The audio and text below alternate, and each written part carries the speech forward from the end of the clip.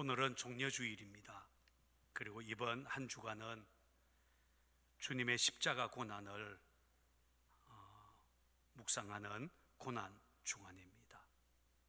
우리 교회에서는 이번 한 주간 동안 현대 종교 미술의 최고봉으로 알려진 독일의 지그 쾌더 신부님의 십자가의 길 비아 돌로로자 전시회를 합니다. 그리고 금요일 저녁에는 성금요일 성찬 예식을 하려고 합니다.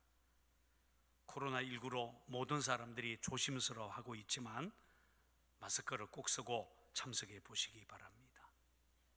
여러분, 왜 하나님은 이 세상의 독생자 예수 그리스도를 보내셨을까요? 그리고 왜 예수님은 그 고통의 십자가에서 피 흘려 죽어야 했을까요? 한마디로 인간의 죄 때문입니다. 이 땅의 가장 큰 문제, 우리 인생을 불행하게 하는 가장 큰 문제가 무엇이겠습니까? 어떤 사람은 가난이 가장 큰 문제라고 말하기도 하고, 전쟁이나 사회의 구조화 혹은 환경오염이 가장 큰 문제라고 말하기도 합니다. 방송실 소리가 너무 많이 울리는데 좀 잡아주세요. 좀 목사님들 좀 가서 좀 도와주세요. 그러나 성경은 이 땅의 모든 문제가 죄로부터 왔다고 가르칩니다. 인생의 가장 큰 문제는 창조주 하나님을 떠난 것, 바로 죄라는 것입니다. 창세기 3장에 보면 맨 처음 사람들이 마귀에게 속아서 하나님의 말씀을 거역하고 불순종의 죄를 범함으로 하나님이 인생에게 주신 모든 복을 다 잃어버렸습니다. 그때부터 죽음이 왔고 원하지 않는 고통과 저주가 왔다라고 말합니다. 로마서 3장 23절은 이렇게 말합니다. 모든 사람이 죄를 범하였음에 하나님의 영광에 이르지 못하더니, 말하자면 죄가 우리 인생의 근원적인 문제라는 것입니다. 요즘 전 세계가 코로나19 바이러스로 고통당하고 있습니다. 눈에 보이지도 않는 이 바이러스가 무서운 것은 백신이 없고 전염력도 강하고 치료약도 없기 때문입니다. 그래서 모든 사람들이 마스크를 꼭 쓰고 손을 자주 씻고 사람들이 모이는 곳에는 가지 않으려고 조심합니다. 정부는 강력하게 사회적 거리 두기를 말하면서 예배까지 모이지 말라라고 교회를 압박하고 있습니다. 그런데 이 바이러스보다 더 훨씬 무서운 것이 있다는 것을 혹시 아십니까? 그것은 바로 죄입니다. 모든 사람들이 힘들어하는 이때 우리 사회를 깜짝 놀라게 한 사건이 2주 전에 터졌지요. 바로 텔레그램 N번방 사건입니다.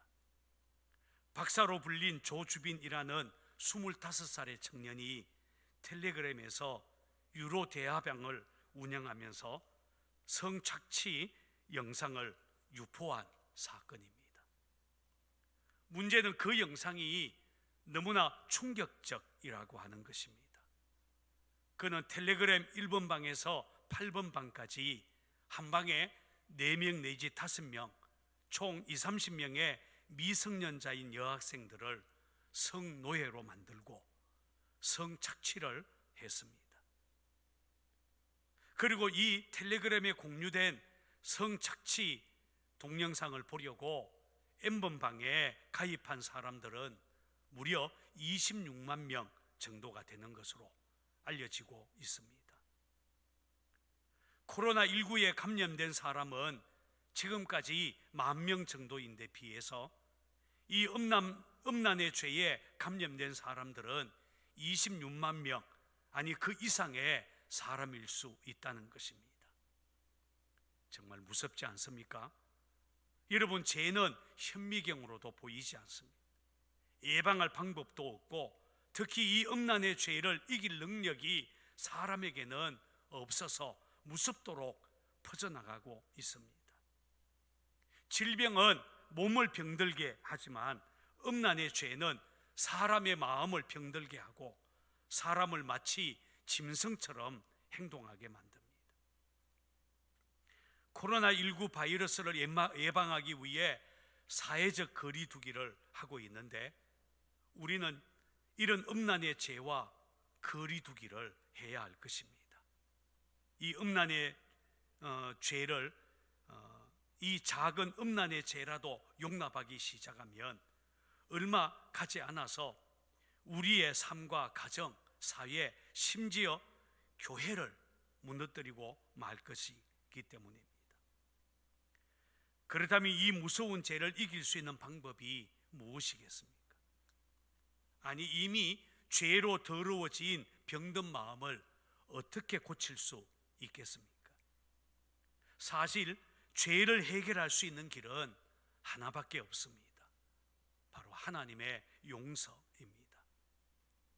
창조주 하나님께서 용서해야 죄는 해결됩니다. 그래서 예수님은 제자들에게 기도를 가르칠 때에 우리의 죄를 사하여 주시옵소서라고 기도하라 라고 하셨습니다. 마치 우리가 날마다 일용할 양식을 구하듯이 날마다 우리 죄를 사하여 주시옵소서라고 기도해야 한다는 것입니다. 어떤 목사님은 일용할 양식, 일용할 용서라는 말을 했습니다. 한번 따라서 해볼까요? 일용할 양식, 일용할 용서. 이것은 우리 육신이 시간이 지나면 다시 배가 고프기 때문에 늘 일용할 양식을 필요로 하듯이 우리 영혼 역시 날마다 죄를 범하기 때문에 늘 일용할 용서를 필요로 한다라는 말입니다. 물론 저와 여러분들은 이미 예수 그리스도의 피로 모든 죄를 다 깨끗하게 씻음 받았습니다. 우리가 구원받고 하나님의 자녀가 되었다는 말은 칭의 곧 의롭다 하심을 받았다는 말입니다. 예수 그리스도를 믿고 구원받은 우리는 더 이상 정죄받지 않습니다. 너무나 분명한 사실입니다. 그럼에도 불구하고 주님께서 제자들에게 날마다 죄 용서함을 구하는 기도를 하라고 하신 것은 아무리 구원받은 하나님의 자녀라고 해도 또 아무리 경건하게 살려는 사람이라 해도 죄를 짓지 않고 하루를 보내는 날은 거의 없기 때문입니다. 어떤 유형의 죄를 범하든 행동으로 죄를 짓든 마음으로 생각으로 죄를 범하든 죄와 관계없는 날이 하루도 없다는 것이 솔직한 우리의 삶입니다. 여기서 우리는 두 가지 차원의 속죄의 역사가 있다는 것을 알 수가 있습니다. 첫째는 한 사람의 불신자가 예수를 구주로 믿고 구원받게 될 때 얻게 되는 속죄의 역사입니다. 이것은 죄와 저주 아래 있던 사람이 복음을 듣고 죄를 회개하고 예수님을 구주로 영접할 때 그의 원죄가 사함을 받고 하나님의 자녀로 거듭나게 되는 것입니다. 우리가 얻은 구원이 바로 이것이죠. 그래서 구원을 다른 말로 죄사함이라고 말합니다. 두 번째, 구원받은 성도들이 은혜와 능력을 회복하는 속죄의 역사입니다. 이것은 이미 구원받은 성도들이 일상의 삶에서 다시 죄에 넘어져서 은혜와 능력을 상실하게 되었을 때 그 죄를 회개하고 잃었던 능력과 은혜를 회복하는 것입니다. 우리가 알다시피 구원받은 성도라도 죄에 걸려 넘어지거나 또 마음에 죄를 품고 있으면 기도가 막히게 되죠. 예배의 능력도 사라지고 찬송이 메마르게 되고 하나님과 멀어질 수 있습니다. 따라서 이미 구원받은 성도라 할지라도 날마다 자신을 살피며 죄사함의 은혜를 구해야 한다라는 것입니다. 요한복음 13장에 보면 예수님께서 최후의 만찬의 자리에서 제자들의 발을 씻기신 이야기가 나옵니다.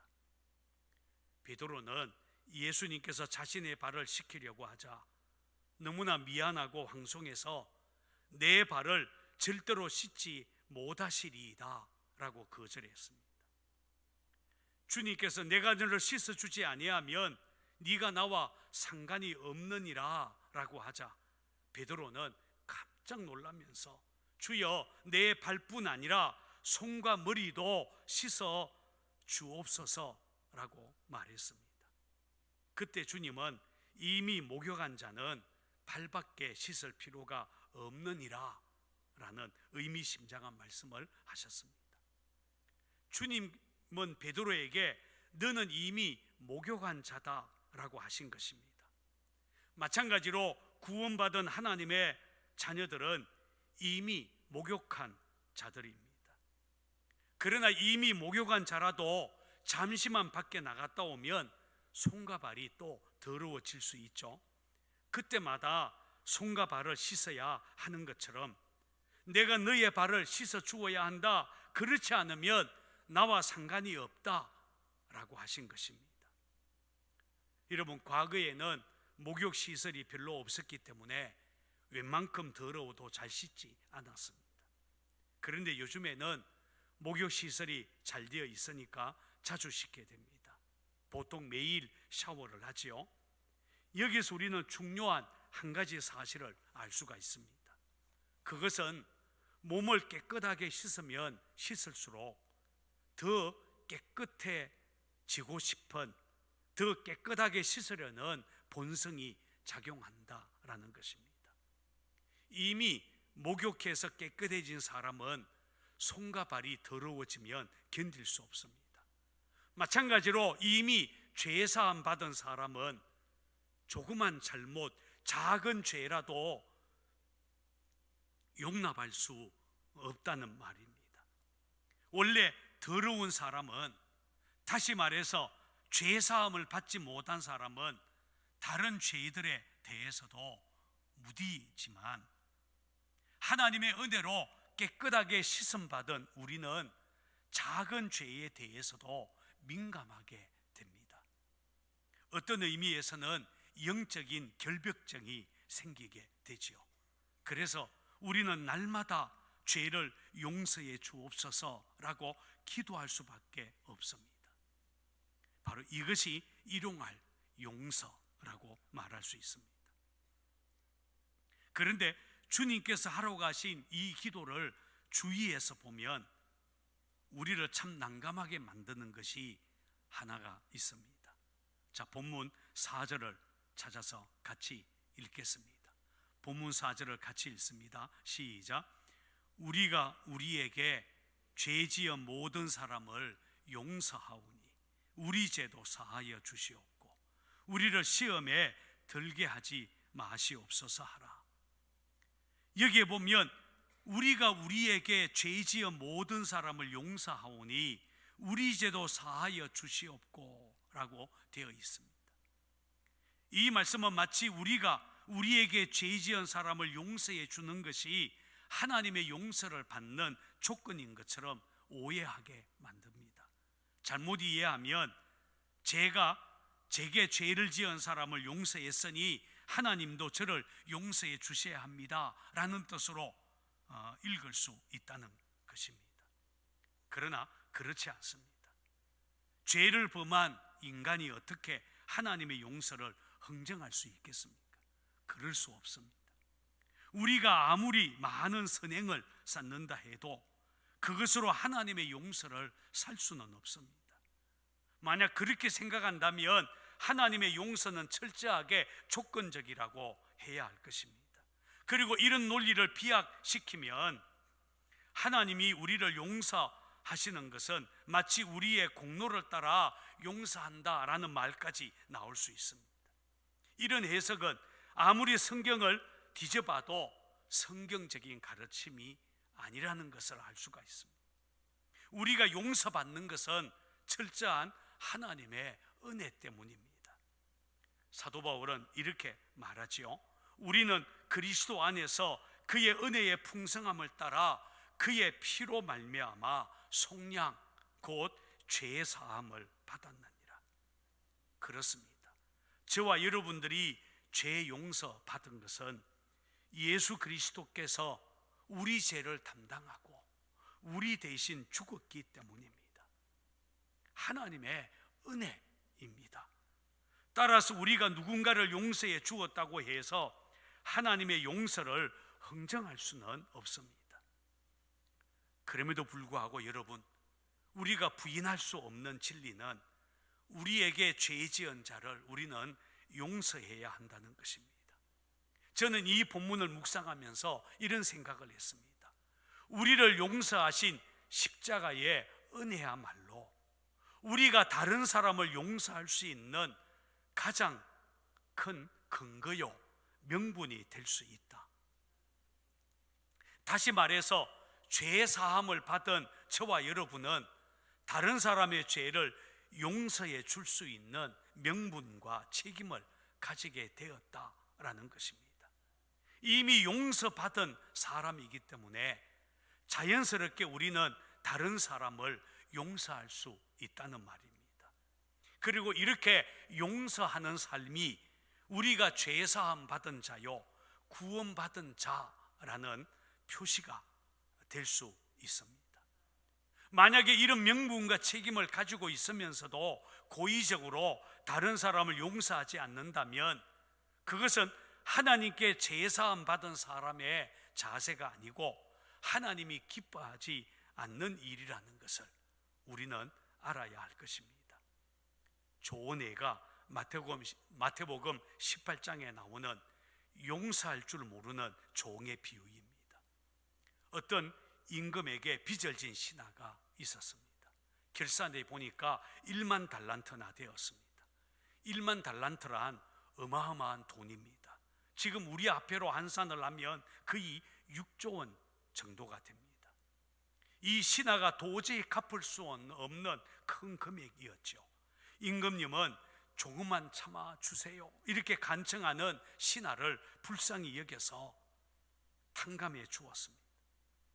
그런데 이 엄청난 빚을 탕감받은 신하는 밖에 나가서 자기에게 100데나리온의 빚을 진 동료 한 사람을 만나게 되었습니다. 100데나리온은 우리 화폐로 환산하면 1,000만 원 정도가 됩니다.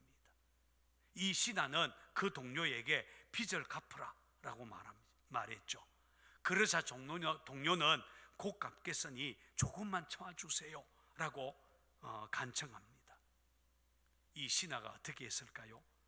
그 동료의 간청을 들은 척도 하지 않고 옥에 가두어 버렸습니다. 나중에 임금님이 이 사실을 알고는 너무나 화가 났죠. 1만 달란트를 탕감해 주었는데, 그런데 자기는 100데나리온을 탕감해 주지 못했다니 화가 난 임금은 이 신하를 불러서 이렇게 말합니다. 악한 종아, 네가 빌기에 내가 내 빚을 전부 탕감해 주었거늘 내가 너를 불쌍히 여김과 같이 너도 내 동료를 불쌍히 여김이 마땅하지 아니하냐? 그리고는 그 빚을 다 갚도록 옥졸에게 넘겨버렸습니다.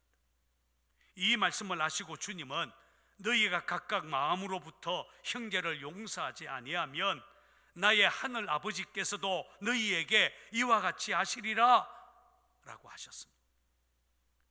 여러분은 내 동료를 불쌍히 여김이 마땅하지 아니하냐? 너희가 각각 마음으로부터 형제를 용서하지 아니하면 하나님도 그를 용서하지 않겠다라는 말씀을 들으면서 혹시 하나님이 너무하시네 이렇게 생각하십니까? 결코 아니죠. 1만 달란트 빚을 탕감하는 신하가 100데나리온의 빚진 동료를 용서하지 않는 것을 보면 아마 우리 역시 가만히 있지 못할 것입니다. 그런 의미에서 주님께서 가르쳐 주신 이 기도는 우리의 마음에 무거운 책임감을 느끼게 합니다. 그러니 여러분, 이미 하나님의 용서를 받은 저와 여러분들은 다른 사람의 잘못을 용서하는 삶을 살아야 할 것입니다.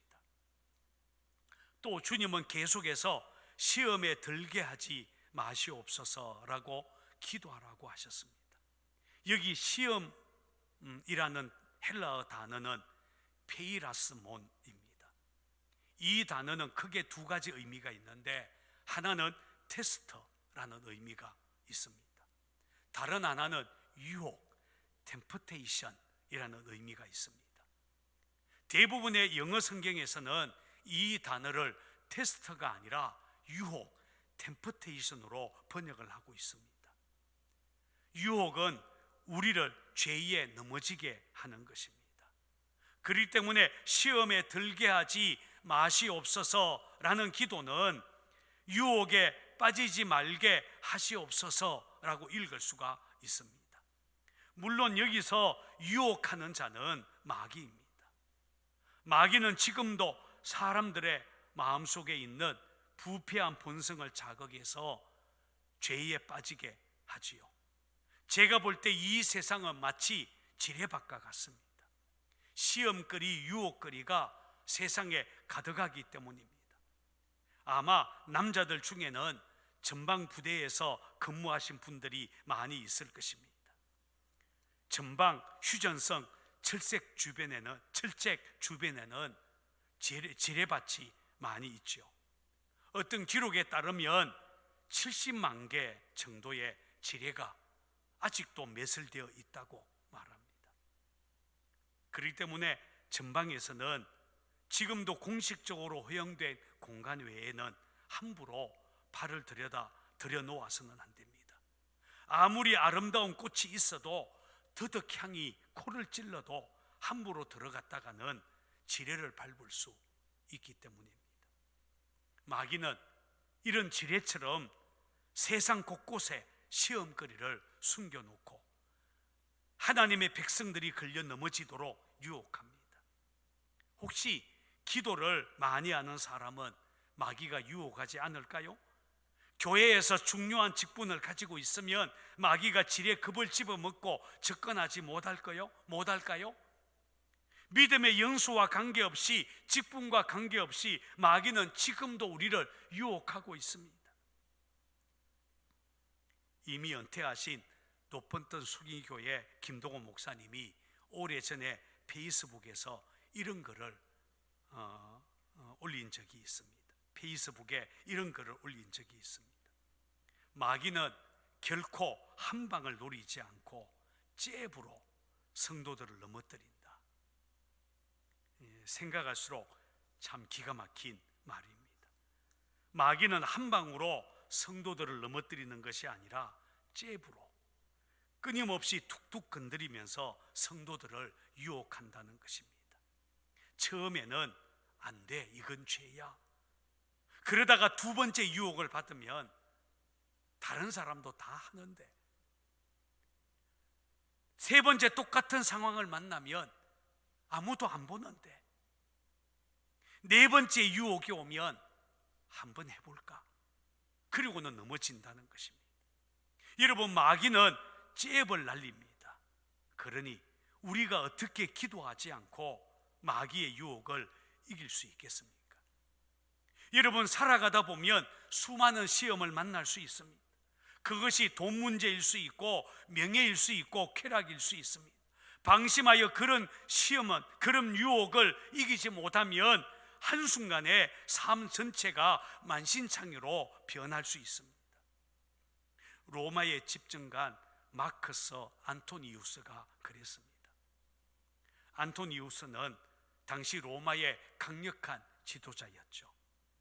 그의 예모는 뛰어났고 은빛 목청을 가진 로마의 웅변가로 잘 알려져 있을 만큼 매력적인 사람이었습니다. 그러나 그에게 한 가지 부족한 점이 있었는데 유혹에 약하다는 것이었습니다. 하루는 그의 스승이 보다 못해서 그의 면전에서 이렇게 소리를 질렀습니다. 마크스야, 마크스야, 세상을 정복하는 꿈을 가졌다면서 한갓 유혹을 뿌리치지 못하느냐? 그러다가 그는 로마 제국의 가장 중요한 시기에 이집트로 원정을 나가게 되었죠. 그곳에서 그는 유명한 클레오파트라를 만나게 되었습니다. 아니나 다를까 그만 그녀의 미색에 빠져버리고 말았습니다. 클레오파트라의 유혹에 무너진 그는 하루아침에 모든 것을 잃어버렸습니다. 마침내 생명까지 빼앗기고 말았죠. 아무리 훌륭한 재능을 소유하고 아무리 그럴듯한 명성을 자랑한다 하더라도 유혹 앞에 무너지면 덩치만 큰 어린아이에 불과할 것입니다. 삼손이 머리 잘리고 두 눈 빠지고 이런 비참한 자리에 빠지게 된 것을 우리는 잘 알고 있습니다. 그렇다면 성도들이 마귀의 온갖 시험과 유혹을 어떻게 이길 수 있겠습니까? 날마다 죄와 시험을 이기며 살아가는 방법이 무엇이겠습니까? 여러분, 이 죄와 시험을 이기는 길은 기도밖에 없습니다. 주님은 겟세마네 동산에서 기도하실 때 베드로에게 여기 머물러 나와 함께 깨어 있으라 라고 부탁을 했습니다. 그러나 베드로는 잠만 잤지요. 예수님은 잠자는 베드로를 깨우면서 나와 함께 한 시간도 이렇게 깨어 있을 수 없더냐? 시험에 들지 않게 깨어 기도하라 라고 말했습니다. 왜 주님은 일부러 잠자는 베드로를 깨웠을까요? 피곤하구나, 그래 자라, 왜 이렇게 말하지 않고 일부러 자고 있는 베드로를 깨워서 기도하라 이렇게 말했을까요? 마귀의 유혹을 이길 수 있는 길이 기도밖에 없기 때문입니다. 주님은 그것을 아셨습니다. 그래서 일부러 깨운 것입니다. 그러나 베드로는 기도하지 않고 잠만 잤습니다. 나중에 어떻게 되었습니까? 계집종 앞에서 예수님을 모른다고 3번이나 부인하고 말았습니다. 베드로는 아마 이것을 두고두고 그의 마음에 품고 있었던 것 같습니다. 나중에 베드로는 1세기 교회들에게 편지하면서 이렇게 경고했지요. 여러분, 정신을 차리고 깨어 있어야 합니다. 여러분의 원수 마귀가 우는 사자처럼 삼킬 자를 찾아 두루 다닙니다. 믿음에 굳게 서십시오. 마귀와 맞서 싸우십시오. 그러니 여러분, 우리는 날마다 죄 사함을 위해, 날마다 마귀의 시험을 이기기 위해 깨어 기도해야 합니다. 특히 이번 주간은 고난 주간입니다. 코로나19 전염병 때문에 모두가 다 조심스러워하고 있지만 그래도 우리 교회는 사순절 특별 새벽 기도회를 계속하고 있습니다. 기도를 멈출 수 없기 때문입니다. 기도해야 죄를 이기고 시험을 이기기 때문입니다. 이번 고난 주간에는 한 끼 금식 기도를 온 교우가 할 것입니다. 여러분 함께 동참해 주십시오. 그리고 어느 때보다 나라를 위해 기도해 주시기 바랍니다. 세상에는 온갖 죄악이 난무하고 마귀가 저와 여러분들을 유혹해서 넘어뜨리려고 합니다. 이럴 때에 교회는 저와 여러분의 피난처가 됩니다. 교회에 붙어 있어야 죄에 넘어지거나 시험에 빠지더라도 다시 일어날 수가 있습니다. 교회와 예배와 멀어지지 말기를 바랍니다. 그래서 저는 늘 넘어져도 교회 쪽으로 넘어지라 라고 말합니다. 우리는 약하기 때문에 또 죄를 지을 수 있습니다. 혹시 죄의 유혹에, 세상 유혹에 넘어질 수도 있습니다.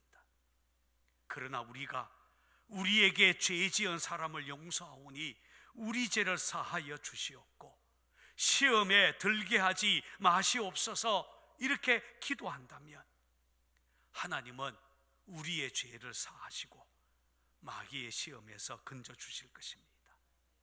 날마다 이 기도를 드리십시오. 그리고 죄가 얼마나 무서운지 알고 죄를 멀리 하십시오. 죄와 사회적 거리두기를 해야 할 것입니다.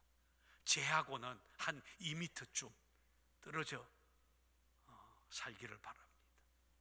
또한 유혹과 시험이 닥쳐올 때 우리는 이 기도를 드리면서 영적으로 깨어 있어야 할 것입니다.